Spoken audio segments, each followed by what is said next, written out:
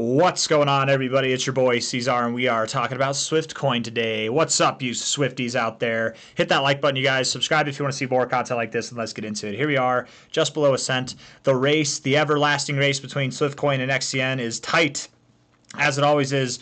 XCN has taken the lead over Swiftcoin recently. The race, in case you guys are wondering what it is, and I'm sure a lot of you are aware, we have a race going on to who can get to 20 cents first. My bet's on XCN. I know a lot of you have your money in both XCN and Swiftcoin and other places, so it doesn't matter. But I do have faith that in time Swiftcoin will be worth 20 cents or more.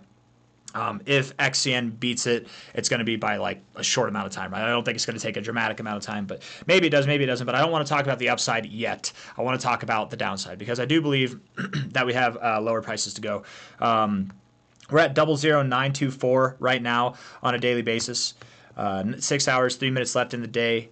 Volume's moving down. We have price dying off, right? Or sorry, price is moving down. We have volume dying off. My goodness. If we're looking at this from a relative low to a high here, low there to a high there, we have gone below the golden ratio. We found support on it, found resistance at the 0.5, broke through the golden ratio, back tested the golden ratio for resistance, and now we're finally at the 786. Now, if this was to be the area that you find support, I think you would have found support already. I think you would have gone up already, but you haven't. You haven't. So it's very possible. It doesn't mean that it has to happen, but it is very possible that Swiftcoin could drop down to 0086. Now, I'm not necessarily calling for that. I just accept it as an outcome. That would be about a 22% drop. And to me, what I'm expecting out of Bitcoin is that Bitcoin will move up about, or not move up, I'm sorry, move down probably about 17% or so. A 22% drop versus Bitcoin's 17% drop from its current price of about like 86.5, 87K. It seems a bit shallow. 22% seems a bit shallow. I would think that we would go lower. So the way that I make sense out of this is that maybe Swiftcoin, maybe you do get a little bit of life in you. You pump back up to these areas where you've found resistance before, maybe a slightly lower high, something like this. And then when you drop down here, that's a 35% drop. Now is that appropriate? Maybe. Is that too deep? Maybe. I think that between 22% being too shallow, 35% being too deep, there might be a middle ground, and maybe you do find support somewhere in between. If we take this low to high, this kind of last significant pivot that you had right here, low to high here, your 1886 to 200 area lines up right in there, and that's at about anything from like a 29% drop to a 25% drop, 26% drop. If Bitcoin drops 17% from its current price, Swiftcoin could drop 25% maybe from these higher prices up here. I could see that happening. I could really see that happening. So that sounds about right to me. It's even possible, it is possible, but however unlikely that Swiftcoin could track Bitcoin or even drop just a little bit less or a little bit more than Bitcoin, and you could find support here. These could be your lows, but we would need a lot more to see that. In fact, let's go over that right now. To validate the notion that this here is the low for Swiftcoin right here, that you're at the lows. First things first, you need to get above 1.2696 cents, the golden ratio here, on a daily closing basis. You need to get above there, okay? If you can't do that, then you have not validated your low. And the lower prices are still on the table, right? If you get above here, if you get above this white line, the golden ratio, if you get above there, but then you come back down and close below, that's not the same thing as validating. You need to close above it in order to validate, okay? Until then, I remain a little bit skeptical. I don't know if you go all the way down to 0072, but as of now, if Bitcoin were to drop, I would think that not only could you do that, but you might even go lower. But I just have a hard time seeing that happen overall. I mean, it could happen, but let's just see. From a high here all the way down, what is that? That's 84% drop. I mean, you could drop lower. You never know. What's Swiftcoin's market cap at right now? Is it below 100 million or is it right at? It's basically right there at $92 million. I think you're on a massive discount. That's for damn sure. But besides all of that, I do believe that you would need to see a little bit of a higher price from here before this final descent happens. And I actually want to put Bitcoin back on there. If you are to absolve yourself of seeing prices below 0072 there, Bitcoin's still chilling. Okay, cool. If we're looking at the daily RSI looks pretty weak. You do have a double bottom setup in all fairness, and I wouldn't be surprised with this kind of look if you did get some relief, so that's nice with the RSI. But I do also believe, and I wouldn't be surprised in the least if you went to the oversold zone maybe afterwards, right? One last touch to the 40, a bounce off the oversold zone. I think that this downside behavior, it will be completed once you see the oversold zone. And more so than just something like this. You might have to actually get in there. If you get in there and you get out immediately, just like last time, that can provide a little bit of relief. I mean, you didn't really see that much relief here. I guess a little bit. This is kind of the exact amount of relief that I'm expecting from here anyways, but maybe something that's more dramatic than what you saw last time. However, the RSI does look weak, and I think overall it does imply that you go lower. 4-hour time frame here, you've got higher lows there. You do not have lower lows, do you? A little bit of a double bottom, but not quite lower lows. Looks bullish enough, but not for anything stupendous, right? Just a little bit, maybe a little bit of relief to the upside. You get overbought, you get to this area here, grow, something like that, and then you can finally have your final onslaught to the downside. And that could take, between the end of today, tomorrow, the next day. It could take days to resolve itself to the upside a little bit here, but I don't think anything miraculous is going to come. I'm saying this because I don't want to hurt your feelings or belittle you, Swiftcoin, but I don't want people to see the price get above this high here and then get FOMO, right? And then make the wrong decision and buy at areas that you've found resistance at so many times. Now, if you see something that's rather spectacular, let's say it goes through what I'm expecting, you still shouldn't FOMO, because likely you will get some volatility. You'll pull back and find support at this area instead of resistance. And maybe that's where your drop comes in. You know what I mean? It's the same kind of expectations of a drop, just at a higher price. That could happen too. So even if we do exceed that, there's no reason to FOMO. You have to, there's nothing wrong with waiting for a pullback. Now, if it just keeps going, sometimes that happens too. Oh man, if that happens, then you kind of just have to eat that and probably look elsewhere. I mean, if I was, let's just say I was looking to buy Swiftcoin at this price and it does this, well, I wouldn't FOMO up here. I'd wait for the pullback. Maybe I'd DCA down here because I was scared of what happened last time. In case it does go higher, I would DCA down here, and if it goes lower than that low, I would just lay the hammer down and buy a lot down there.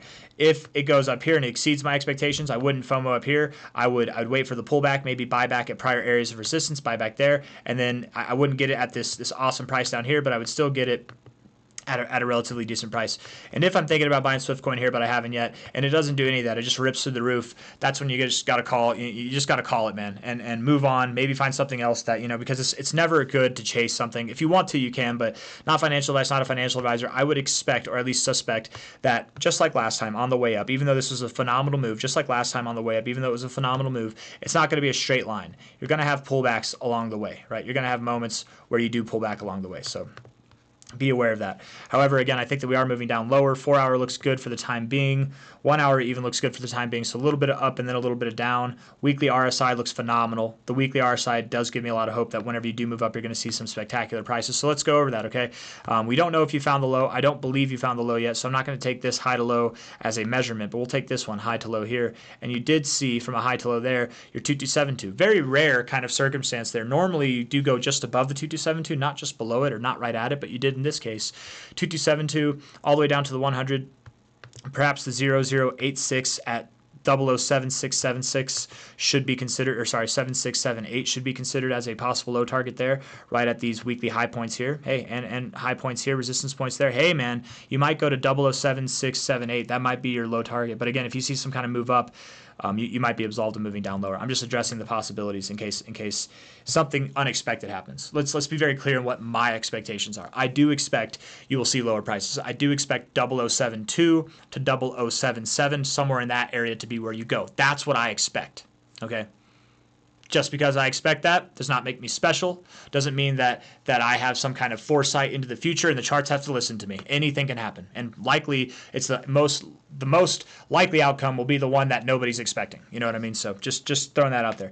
When it is time to resolve ourselves at this low, whatever it is that we might do, and we start moving up, the next target area, the minimum target area on the fibs would be at the 2618. But I have a feeling that after all of this consolidation, you wouldn't stop at your minimum target area. So let's bump it up a little bit. 11.3 cents, 15.3 cents, something like that could happen. The very next target area after that is 30 cents to 37 cents. And that's also a possibility. Yes, crazy growth with Swiftcoin is absolutely possible, man. We are seeing things. This is not the all-time history for Swiftcoin, you guys. This chart has existed a lot longer than just 2022, right? Swiftcoin, I think, goes back to, what was it, 2018? Let's just see. Was it before 2018? It's an old coin, man. It's an old project, and it's maintained. It's only gained relevance. It's only gained popularity, right? There's a more of a following now than there ever has been. Back in, yes, it was 2018, very beginning. I think it was a concept before 2018, and I love projects like that. Like if you ever find out a project was being developed Let me just paint a picture, just real quick. We'll get back to this in a second. I hope I can remember where I left off, but this is important too, okay? For anybody looking for projects to invest in, okay? A lot of the projects in crypto are money grabs. A lot of them are. They might set out with good goals. They might even have a good team behind them, but a lot of them are still money grabs. And the way that you can separate, at least sift through the dirt a little bit when it comes to legitimate projects or money grabs is, did they have this going for them? Was this something in the works before the token ever came out? Did they have development going on for years beforehand? A lot of development, a little bit of development. Were they making partnerships and stuff like that? Did they have seed round investors before the crypto actually came out? Stuff like that. Because if they just put a coin out without having any product, doesn't mean it has to be a completed product, but if they just put the coin out with a concept and nothing else, that's a money grab. That's what that is. But if they've been working on it for years beforehand and then they finally put it out, that means that they actually have the care, the dedication, the vision, and the foresight to create something, go through with it, develop it, nurture it, and then bring it out to the public whenever it's time for that kind of investment phase, which is when cryptos come out. You know, that's kind of how it is in Swiftcoin. I believe it did. I think that the foundation, the people that are behind it, they were working on it before January 2018, and that's I'm just a little side trail there. But this is not the whole history of Swiftcoin. That's all I'm trying to say, right? This thing's been around for a long time. It broke out of a multi-cycle consolidation phase. It's seeing more volume now than it's ever seen before. Swiftcoin is not done. And whenever I tell you from here at below 1 cent, oh, hey, whoa, Swiftcoin's catching up, man. It might pass XCN. We might take the lead here, Swiftcoin. When I tell you that it has the potential to move to 30 cents or 40 cents by the end of this next move, not by the end of the cycle, by the end of the next move. When's the end of the next move, C-Zar? I don't know. End of May, end of June. That's what I'm thinking. That's what I've been thinking, but nobody knows. We'll see. Maybe it's in July. Maybe it's at the end of this month. This thing could just go right through the roof. Who knows? But I don't necessarily know if it sees 30 cents to 37 cents, 40 cents in that area. I don't know if it sees that, but I accept it as a possibility. And more so even than XCN. It has a lot lower of a market cap. It has a lot easier of a time to grow if it wants to. And long story short, I think a good minimum range would be about 12 cents to 15 cents. A good maximum range would be 30 to 40 cents. And it's possible that you could stop anywhere and everywhere in between. We have a little game going on between XCN and Swiftcoin. Who's going to make it to 20 cents first? I don't know.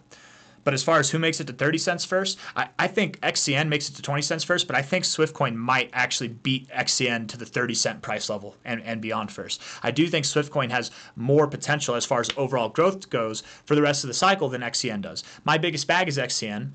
It's not Swiftcoin, right? I haven't bought any Swiftcoin yet, and I do plan on buying some, but just not yet. And, oh man. I got something else I want to tell you guys. It's a little secret, okay? But it's not that exciting. It's not cool. I promise you, it's not cool. So don't get too excited. But I will tell you in a second if I remember. But I very much do believe that it has a lot of potential because it has a very low market cap, and to get to a $10 billion market cap from here is a 100x, where Onyx coin to get to 100x would be like a multi-$10 billion market cap, right? So this thing not only has 100x potential, but multi-100x potential. And while Onyx coin has been a shining star, and so is Swiftcoin over their past pumps, I'm curious to see what goes on, and I wouldn't be surprised in the least if this did have a larger pump than Onyx coin does. But even to prepare for something a little bit smaller, being here at below a cent, 11 cents to 15 cents, those are not bad minimum targets, you guys. I think I speak for all the Swifties out there that it's not going to be a bad time. Now, let's end the video. I want to share with you guys a little secret here. Hit the like button, subscribe. This is not that big of a deal, okay? But it's something about me, and tell me if you've noticed it. If you've been following the channel, I think there's been one time, and there's times before the channels even existed that I've put this to practice. It's about me. It's totally about me. It's random. This is like what's the word I'm looking for? Superstition. Okay, but for some reason, since I've been in crypto, every time I go on vacation, whenever I'm out of the state, out of the country, when I go on vacation, that's when the price drops. That's always when. Oftentimes we're at the lows of the price. For some reason, and I think there's one time last year in April where that wasn't the case, right? Because in April last year, I think we were moving up. April, or we were at the highs at least. We weren't moving down necessarily. Yeah, we were like at the highs last year. Or I guess we did move down in April, to be fair. Maybe we did, but we weren't at the lows. But all I'm trying to say by that is I am going on vacation here pretty soon, and I'm going to go on vacation for a week in the Caribbean there, going on a cruise, just a little cheap vacation, but they're fun, man. I don't, they're not for everybody, but me and my wife went on a cruise last year, and it was actually a lot of fun. We had a good time, so we're doing it again. It would be very funny, very ironic to me. Not ironic. It's kind of just what I've noticed over my time trading, and then in over the past like 2.5 years that I've had this channel. Anytime I've gone on vacation, except for I think last year, literally we're at the lows. It's like I plan my vacations right around the time where the lows come in. I don't mean to. It's not like I have that in mind at all. I literally don't. It just happens to be that way. It's serendipity. So maybe it'll be the curse, the C-Zar vacation curse. We'll see if it happens. But if it does, I think it's April 5th through the 14th I'll be on vacation. So if we find our low sometime in there for the whole crypto market, it's my fault, guys. Okay, it's my fault. This was predestined before any of this ever came to light, and maybe I should just incorporate that. I don't even need to do technical analysis anymore. I just need to print my vacation schedule, and then we'll all make money that way. I don't know, but I am going on vacation, and it's literally every time that I can think of, except for once, it's been at low areas, the relative low areas of a move, of a bear market, of whatever. So I'm going to end that there. Enough about me, but that's just a little fun superstition there for you. Hit the like button, subscribe. I'll see you guys on the next one. Take it easy.